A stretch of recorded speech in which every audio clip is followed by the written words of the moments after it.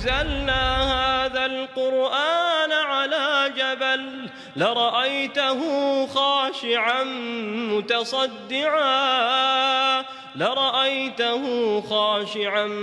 متصدعا من خشية الله وتلك الأمثال نضربها للناس لعلهم يتفكرون.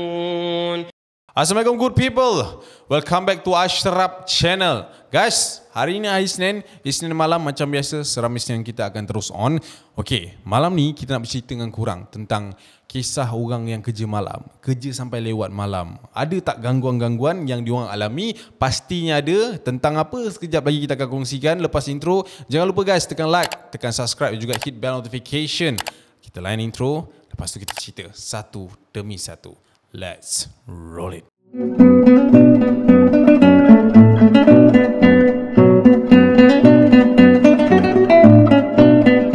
Okay guys, untuk malam ni macam Acah cakap tadi, kita nak sembang pasal shift malam.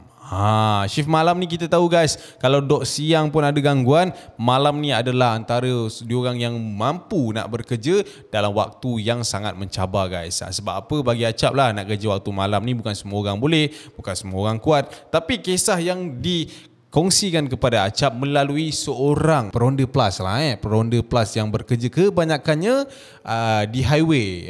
Kita tahu dekat highway ni macam-macam jadi, kemalangan, kematian dan sebagainya lah sebenarnya. Okey.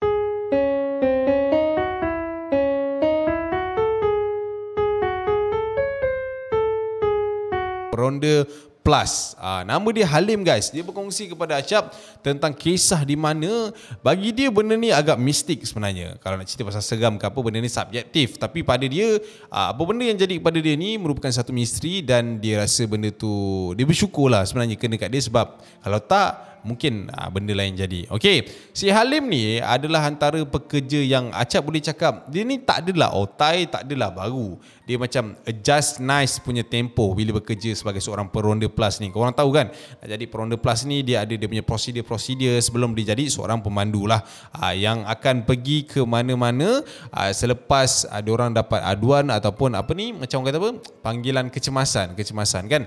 Alright, dan jadikan cerita, ada satu malam ni dia berdua waktu tu dengan kawan dia. Kat sini nama kawan dia, dahsyat nama orang putih tu. Dia tulis sini Lopez. Kita letak Wan. Lopez ni macam susah sangat, macam nama kuih pula. Okey, Halim dengan Wan ditugaskan untuk standby dekat area kawasan highway. Kita tak bagi tahu lah kan, sebab dia tak nak kita bagi tahu dekat highway ni. Sebab kalau aku cakap highway ni, korang akan tahu dia ni kerja dekat plus mana. Macam tu. Okey, dia kata dekat satu highway ni dia orang memang kena standby lah, sebab shift dia orang biasanya ada daripada malam membawa ke pagi lah. So dia orang memang kena tunggu panggilan-panggilan kecemasan yang melibatkan pengguna-pengguna jalan raya pada waktu tu. Waktu tu dia kata dia ingat pukul 10.30 malam lebih kurang. Dia tengah duduk, tengah siapkan report. Waktu tu Wan pun tengah busy update apa yang patut, sebab masa tu dah hujung bulan guys. So dia orang kena update lah apa-apa yang dia orang dah buat sepanjang bulan tersebut. Satu panggilan telefon telah pun diorang dapat pada waktu tu. Pada waktu tu dia dapat panggilan telefon, operator tu bagi tahu dia yang ada kecemasan di sekian kawasan, ada tayar pancit, tak silap Acap kat sini kalau dia orang tulis tayar pancit. Yalah, pukul 10.30 malam kan, apa dia orang nak buat gelap-gelap tu. So dua orang ni pun bergegas pergi ke tempat kejadian. Sampai kat tempat kejadian, dia orang kata ada amoy lah. Itu amoy, solang-solang kan, malam-malam itu tayar pancit, tak tahu nak buat apa.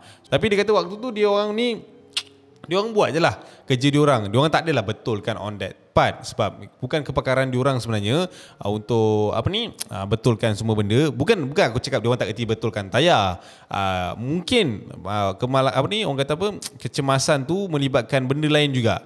Yang diorang tak mampu nak buat benda tu kat situ juga. Kalau macam setakat tayar bocor, mungkin aku rasa diorang tukar kat situ. Tapi kalau dia dah langgar palang ke, rim dah bengkok ke, diorang takkan nak betul kat situ. And pada waktu tu dia ni pergi Roger, one of diorang punya kawan towing ni, untuk bantu diorang. And kereta Amoy ni pun selesai. Okay, nak jadikan cerita guys, waktu tu diorang tak ada terima lagi apa-apa panggilan kecemasan. Sebab kebanyakan peronda PLAS ni menurut dia, diorang takkan balik semula ke office selepas dapat satu panggilan kecemasan. Sebab diorang akan standby dekat area situ, manalah tahu benda yang sama terjadi sebab kemalangan ataupun apa-apa kecemasan dah pun berlaku kat situ. So diorang pun tak balik, and diorang steady dekat situ. Okay, masa diorang steady kat situ, diorang kata waktu tu dah pukul almost 12 lah kan. Diorang kata dah almost 12, 11.57, 58 macam tu. Si Wan ni kata dia nak balik office sebab kerja dia banyak lagi. So Halim ni kata kita tunggu kejap 5-10 minit kan, manalah tahu ada lagi kan, dah patah balik. Kau ingat nak pusing highway ni dekat ke kan, kurang kat depan ni 10 km dia kata macam tu. Aduh, macam mana ni bang? Tak apa lah, kita tunggu kejap. Tunggu dah 12 suku. Masih lagi tak ada apa-apa panggilan daripada bahagian atasan lah. So diorang pun decide, okay, tak apa lah, kita balik. So waktu diorang kata diorang dah decide untuk balik ni, si Halim ni cakap, Wan, kau drive boleh tak Wan? Aku sakit kepala lah. Abang je lah, hari ni tak sihat sangat. Boleh lah, sebab Wan lagi muda kan, takkan dia nak marah si Halim ni. So diorang pun tukar seat. Bila diorang dah tukar seat, diorang pun mulakan perjalanan dalam keadaan sunyi, senyap, sepi, highway yang tak banyak orang lalu waktu tu. Disebabkan waktu tu bukan waktu weekend, bukan waktu cuti sekolah. So diorang pun lalu dalam keadaan yang sunyi lah sebenarnya tempat tu. Diorang sampai je kat area kawasan tu, diorang kata waktu tu daripada hujung Cap, aku nampak daripada jauh tu adalah lebih kurang 300 meter dekat depan aku, ada satu biji kereta yang berkelip pada waktu tu. Berkelip-kelip. And then si Wan ni, dia macam tak perasan tau kereta ni berkelip-kelip. Dia pun terlepas lah kereta ni. Yang ni macam, alamak, dah terlepas pula. Wan, kau tak nampak ke tadi ada kecemasan? Ini bukan kawasan kita bang, kan kita pandai-pandai kan, apa kena komplain pula kan, dia kata macam tu. Pula tolong je lah, dah nampak dah lah bang, dah terlepas, nak buat macam mana, dia kata macam tu. So dia orang pun let it be lah kan, biarkan je, dah lepas lah. Tapi menurut si Halim ni, dia kata dia nampak brother ni tadi seolah-olah macam ni tau. Dia buat macam ni, minta tolong kat tepi tu, tapi disebabkan dia dah terlepas, dia tak boleh nak patah balik lah kan. So bila dah terlepas apa semua, dia orang jalan, sampailah satu kawasan ni. Sekali lagi, si Halim ni, dia dah mamai tau sebenarnya. Dia dah nak tidur lah dekat dalam tu. Tapi dia macam terpandang satu kereta yang berkelip-kelip juga. And then waktu tu orang tu lambai macam ni, satu tangan lambai macam ni. And then si Halim ni pandang je lah kereta tu. Wan, ini kereta tadi Wan, bukan kita dah lepas ke kawasan ni?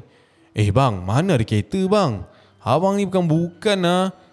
Abang ngantuk ni, tidur bang. Aduh, abang ni kena rehat ni. Mana ada kereta bang? Saya nampak tadi kereta mula-mula tu je bang. Yang nombor 2 ni mana ada? Abang ni satu apa pun saya tak nampak. Kalau nampak takkanlah saya tak berhenti, dah 2 kali jalan. Betul, aku nampak Wan. Tak ada bang, tak ada. Dah lah abang rehat je lah. Waktu tu si Halim ni macam, tapi aku betul nampak tadi ni. So si Halim ni pun sit down, and then dia pun macam sandarkan badan dia ke belakang lah pada waktu tu. And dia pun mengamati jalan tu apa semua. And waktu dia macam tengah termenung apa semua tu, tiba-tiba kereta yang dipacu oleh Wan ni waktu tu berhenti secara tiba-tiba. Dia stop. Wan, apa hal ni Wan? Bang, kat belakang bang, ada accident. Saya nampak orang minta tolong bang. Dia kata macam tu. So Halim ni kan macam aku cakap, dia nak tidur kan. So Halim ni pun macam bergegas keluar daripada pintu tersebut. And then dia turun ke belakang, bukan lori, dia punya kereta peronda tu kan. Dia datang dengan Wan. Mana ada orang Wan? Ada bang, tadi saya nampak orang tu tunjuk. Allah. Saya nampak orang tu tunjuk kereta dia macam tu. Habis mana orang tu? Dia kat belakang kau bang. Jom bang, kita tengok bang. So dia orang pun berlari pergi ke arah kereta tu. And then dia orang pun pergi ke belakang. Dia tengok pergi ke belakang, tak ada orang guys waktu tu. And waktu dia pergi ke area pemandu pun tak ada orang. Penumpang tak ada orang. Cuma yang ada pada waktu tu hanya kereta tu saja. Tapi dia orang macam, takkan tak ada orang langsung kan? Kau pergi masuk, pergi ambil torchlight kejap. Yang Wan ni pun berlari masuk ke dalam dia punya kereta peronda tu, keluarkan torchlight. Waktu dia masuk ke dalam tu, si Halim ni pun tinjau guys kat dalam area kereta tu. Alangkah terperanjatnya si Halim ni, sebab pada waktu tu dia nampak dekat tepi seat belakang tu ada mangsa yang sedang tersepit guys kat belakang tu. Dan bila lampu suluh tu datang, dia tengok pada waktu tu Halim ni tiba-tiba terdiam. Sebab apa dia kata, aku sure cap, orang yang tersepit dekat belakang tu, yang kereta dia ni dah nak total loss ni, aku tak tahu dia langgar apa, and dia dah tersadar sini, aku tak tahu dah berapa hari. Itu orang yang mula-mula aku nampak tadi tu cap. Yang first kali aku nampak dia minta tolong. Aku tak tahu apa tanda yang dia nak bagi kat aku, tapi aku bagi tahu dekat Wan, and Wan pun sahkan dia nampak Mamat ni tadi. And pada waktu tu kita orang dua-dua tercengang. Kita orang pun cepat-cepatlah call pihak berkuasa untuk teruskan prosedur yang seterusnya. Dan itulah dia kisah yang dikongsikan Halim untuk kita guys. Untuk aku cerita dia ada macam hidden theory and hidden, macam mana aku nak cakap, message kot daripada mangsa tu. Sebab first menurut Halim, dia angkat dua tangan tau. Mungkin itu adalah sign 10 km ke depan. And kali kedua dia angkat satu tangan, mungkin itu 5 km ke depan. Dan bila kali ketiga Wan nampak dia tunjuk kereta dia, mungkin itu adalah lokasi sebenar kemalangan dia berlaku. So wallahu a'lam guys. Dan itulah dia kisah dia. Rangup setiap kali Keropok Moni, hidang petang pagi. Keropok Moni, Rasa yang menawan Keropok Moni, untuk keluarga dan kawan. Keropok Moni, Keropok Moni, rangupnya. Okay guys, so itulah dia cerita yang pertama guys. Walaupun diorang ni just peronda kan, yang aku rasa pekerjaan diorang macam tak famous sangat kat Malaysia ni. Ya ke? Orang peronda marah aku ni kan. Apa pula kita tak famous, kita famous lah. Tak ada lah, gurau je. Tak, maksud aku, diorang ni unsung hero. Hero yang tak didendang. Tapi kalau kita ada kecemasan, memang diorang lah kita cari kan. So aku pun terperanjat sebenarnya bila email ni sampai. Kita rasa macam, uish, ada juga Peronda Plus ni ada gangguan. Itu bukan gangguan lah, itu aku nak panggil apa Macam apa? Petunjuk petunjuk mistik lah kot petunjuk lah juga. Kalau diorang tak jumpa, mungkin mayat tu tak tahu dia jadi apa kat situ. Okay, alright. So kita move out ke cerita yang kedua guys. Cerita yang kedua ni tentang seorang pekerja pam minyak.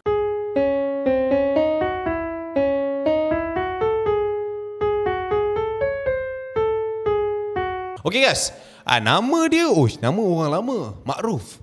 So kita macam mana nak pergi modern ke dia? Kita panggil dia Rauf. Okay, Rauf. Okay, kita cerita pasal Rauf ni guys. Okay, dia ni seorang pelajar sebenarnya. Seorang pelajar lepasan diploma. Yang baru-baru grad kan. Yang belum konvo lagi. Dia dah grad tapi belum konvo. So, diorang waktu-waktu macam ni lah. Diorang akan cari kerja yang boleh, orang kata apa, isi duit poket lah. Of course lah kan. Bagi akulah. Okay, benda ni terjadi pada umur dia 23 tahun pada waktu tu guys. Kan? Habis diploma. 23 tahun. Seorang budak yang tak pernah kerja dekat mana-mana kedai, kat mana-mana cawangan ataupun mana-mana tempat. Dia bekerja dekat pam minyak ni guys. And itu adalah kali pertama dia bekerja malam. Dia ni baru 2 minggu kerja. 2 minggu kerja dia memang dia kerja pagi je. Sampai satu hari ni, sebabkan ada satu akak ni minta diganti sebab ada emergency. So dia ni terpaksalah kerja malam. So dia akan masuk kerja dalam sekitar pukul 5 petang macam tu. And dia akan habis pagi besok So dekat OT apa semua. So aku tak sure sangat lah pasal benda tu, sebab dia tak ada bagi tahu kat sini. Okay, dia bekerja di salah satu pam minyak di Negeri Sembilan. Negeri Sembilan kau jang Alright, shift dia berakhir sekitar 1 pagi. Kan betul lah cakap 1 pagi. Okay, 1 pagi shift dia habis. So waktu pukul 12.40 tu apa semua, dia pun buat closing lah. Dia kira duit, dia tengok receipt apa semua. Sebab lepas 1 pagi tu akan ada seorang abang ni untuk ganti dia lah sampai ke pagi besok lah. Macam tu lah lebih kurang dia orang shift. So bila dia dah closing apa semua, dia pun termenung lah. Dia tengok kat luar sementara tunggu abang lagi seorang ni sampai kan. Dia tunggu perut bunyi man. Pukul 1 pagi kan, baru balik kerja, lapar, dapat Maggi goreng ke, sedap kan. So di waktu tu macam aduh lapar pula kan. Ni pun baru pukul 12.40 ni. Macam mana ni? Tak apalah, tunggu je lah, dia kata macam tu. So dia pun duduk apa semua, dia serve je customer-customer yang datang. Sebab bila dah pagi tu, tempat dia ni bukannya popular sangat. Adalah 2-3 orang budak motor yang datang, adalah juga sebiji 2 biji kereta yang datang. So kerja dia tak adalah berat sangat. So dia pun lepak. Dah waktu tu dia tengok dah pukul 1 and 1:05 macam tu, Abang Shidi, abang yang gantikan dia tu pun sampai guys pada waktu tu. Okay, masa dia tengah packing barang nak balik, waktu tu dia kata dia ternampak guys, dekat luar pam minyak tu, daripada cermin dalam tu ada seorang pakcik berjalan seorang diri dan melintasi kawasan pam minyak dia tu waktu tu. Dia pun usah je pakcik tu. Pakcik ni seorang-seorang gimana ni, tak pernah nampak kat sini, dah 2 minggu aku kerja. Lepas tu dia pun tanya Abang Shidi, bang, pakcik tu memang seorang-seorang ke? Dia tak ada anak ke? Tak ada bini ke? Dia duduk mana? Dia tanya Abang Shidi. Pakcik mana kau ni? Tu pakcik yang baru lalu tu, pakai baju Melayu warna biru, kopiah warna putih. Tu dia lalu tu bang. Lepas tu Abang Shidi pun macam, mana kau ni? Ada tu bang. Tu saya tanya abang, mana tahu abang pernah nampak ke apa? Sebab kan Abang Shidi tu tengah kira duit waktu tu. Dia nak opening kan, yang budak ni pula banyak tanya. So dia layan tak layan. Tak ada, mana ada pakcik. Kau ni mengaut lah. Dah lah, pergilah balik. Kau dah mengantuk ke apa ni? Dah bukan kau nampak ni. Orang tua ni, orang cakap marah pula. Dia kata macam tu lah.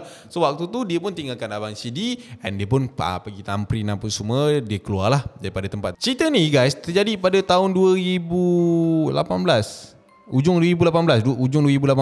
Betul lah, ujung 2018. Waktu dia dah settle packing barang apa semua, dia nak gerak. Dia ni bawa kereta guys, kan? Nama pun pelajar diploma, takkan tak ada kereta. Apa kaitan dia kan? Lepas tu waktu tu dia pun masuk kereta dia pun buka dia punya lagu lah. Dia pun start engine, panas engine apa semua. Dia tengok jam, 1:20 dah siap. Dah lambat ni. Ni kedai tom yum ni buka lagi ke tidak ni kan. So dia pun macam, ni lapar, tak boleh kan. Dia start engine kereta, dia pun jalan. Dia usah kedai tom yum tu tutup mat. Kedai tom yum tu tutup. Dia kata, alah kan, baru nak rasa makan Maggi kerabu tom yum. Tak ada. Sedap pula kan. Lepas tu tak ada, tak buka tu. Itu masalah satu tu. Tapi tak apa lah. Dia kata pada waktu tu dia jalan lagi guys ke depan, lebih kurang 2 ke 3 kilometer macam tu ke depan. And dia nampak ada satu warung pakcik ni masih lagi terbuka dan juga ramai juga orang. Aku rasa orang yang bawa balik kerja jugalah macam dia lebih kurang. Okay, dia pun duduk guys. Waktu tu dia order mi goreng telur mata dengan air Milo ais. Dia duduk. Masa dia tengah duduk tu, dia tengok kiri, tengok kanan. Ini pakcik tadi ni. Dia kata waktu tu dia tengah duduk makan, dia tengok ada pakcik yang tadi dia nampak ke pam minyak tu tengah berjalan datang ke arah kedai tu guys.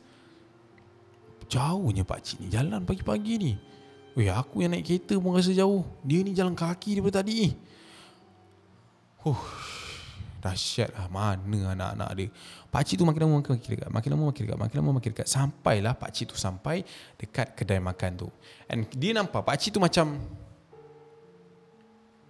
duk tertinjau tau. And dia pun macam tak sampai hati lah. Dia pun rasa mungkin pakcik tu lapar ke apa, tak ada duit ke. So dia pun bangun daripada kursi dia, and then dia pun pergi dekat pakcik tu. Dia kata, pakcik dah makan ke? Pakcik tu giling kepala. Kalau belum, jom pakcik duduk dengan saya ni pakcik. Saya pun seorang je ni. Duduk sini. So dia pun pelawa pakcik tu, and then diorang duduk berdua guys. Sampai je lah order dia order lagi satu. Dia kata, abang, order yang sama lagi satu Lepas tu abang tu tegur dia. Banyak kau makan dik malam ni, lapar betul. Tak adalah, ni pakcik ni punya. Saya satu ni cukup dah.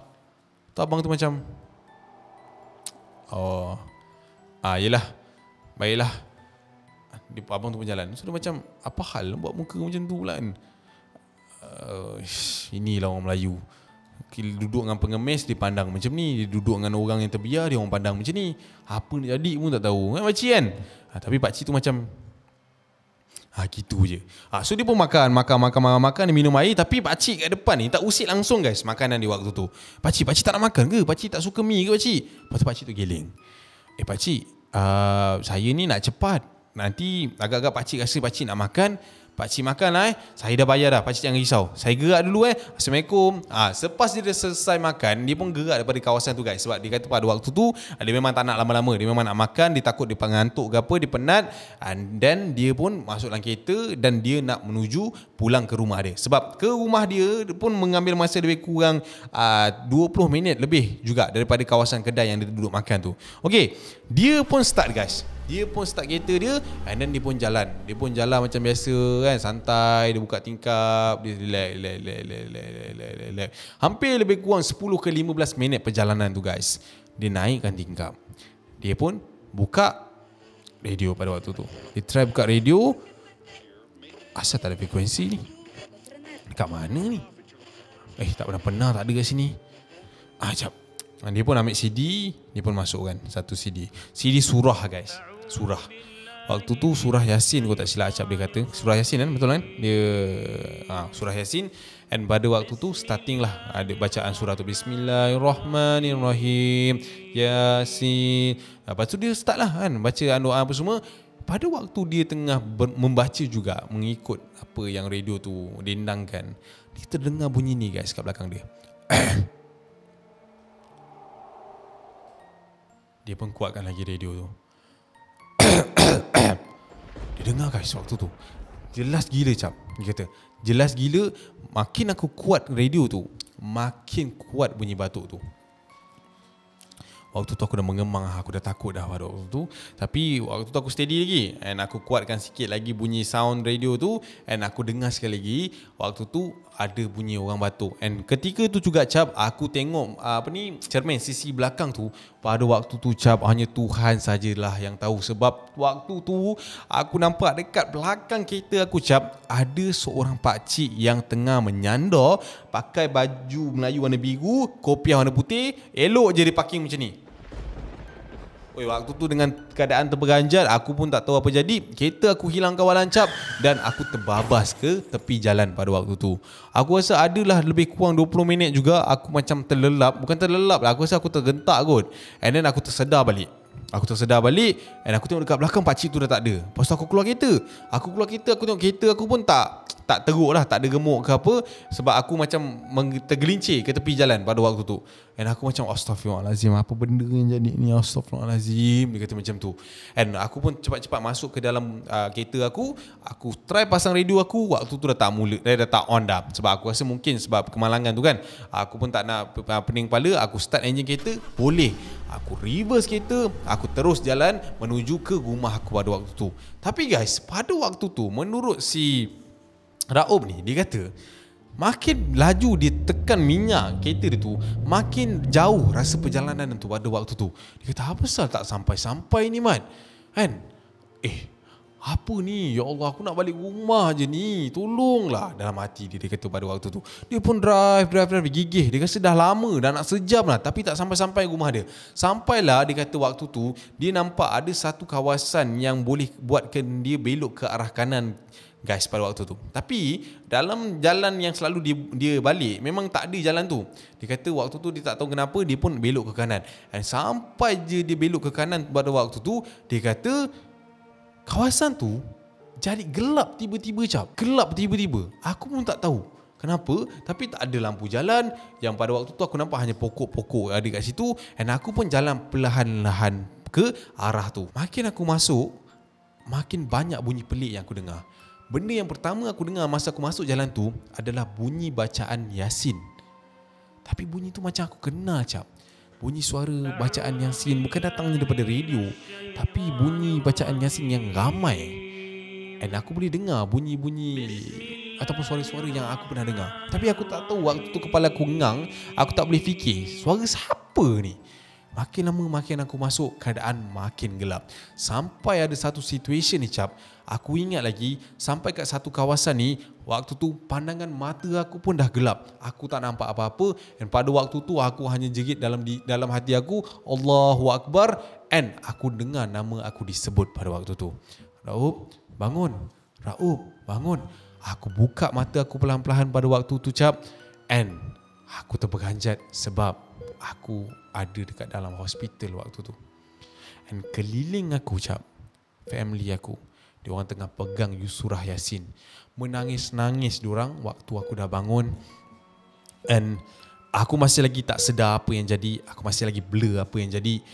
Lepas 5-6 hari aku dekat dalam ward, aku keluar ward, aku baru tahu yang aku sebenarnya dah hampir 2 minggu Syab koma, tak sedarkan diri.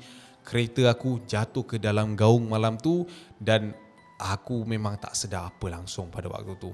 So itulah kisah yang dikongsikan Rauf kepada kita.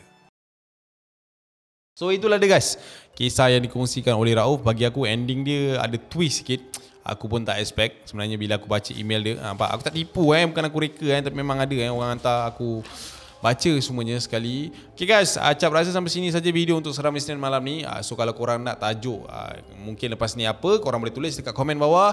And Acap minta korang pergi ke channel kedua Acap, pergi subscribe, kasih support sikit. Kalau korang nak tengok Acap main game ke, ada lifestyle ke yang tak bercerita, yang tak boring kan, korang boleh pergi kat sana. Okay, so Acap rasa kita tutup lah segmen ni. Jangan lupa untuk follow semua social media Acap yang ada dekat bawah ni. Kita jumpa di video akan datang. See you guys. Assalamualaikum. Bye bye bye.